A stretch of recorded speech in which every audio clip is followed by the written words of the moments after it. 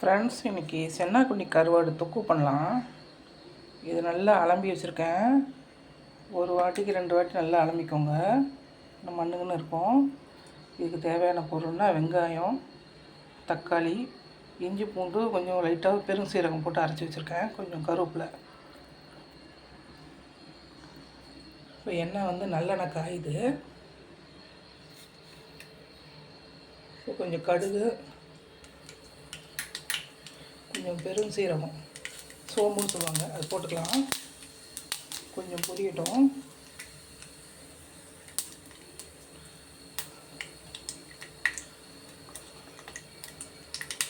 வெங்காயம் ஒரு வெங்காயம்,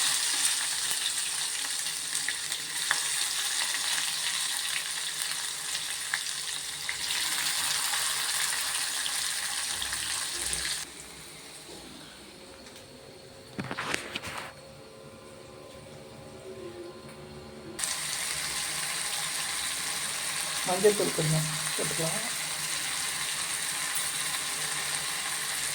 இஞ்சி பூண்டு பேஸ்ட்டு ஒரு 2 ஸ்பூன் அளவு இருக்குது. நல்லா வதக்கிடலாம்.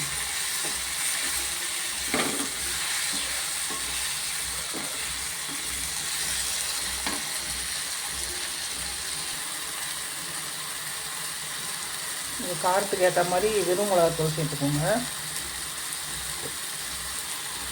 நான் 1.5 ஸ்பூன் சேர்த்துக்கேன். சேர்த்து நல்லா கலக்கி விட்டுக்கலாம். இப்போது இந்த கருவாட்டை நம்ம சேர்த்துக்கலாம். சென்னாக்குண்ணி கருவாடு எல்லாம் க்ளீன் பண்ணி வச்சுருக்கேன். இதை சேர்த்துக்கலாம்.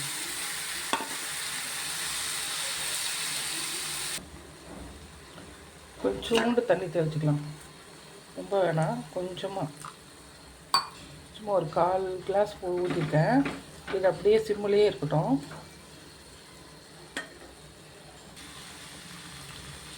ரெடி ஆகிடுச்சுங்க. இது கொஞ்ச நேரத்தில் ரெடி ஆயிரும். இது இறால வந்து குட்டி இறா தான் இது சென்னாக்குண்ணின்றது. இந்த மாதிரி தொக்கு ஒரு வாட்டி செஞ்சு பாருங்கள், நல்லாயிருக்கும். வீடியோ பிடிச்சா லைக் பண்ணுங்கள், ஷேர் பண்ணுங்கள், சப்ஸ்கிரைப் பண்ணுங்கள்.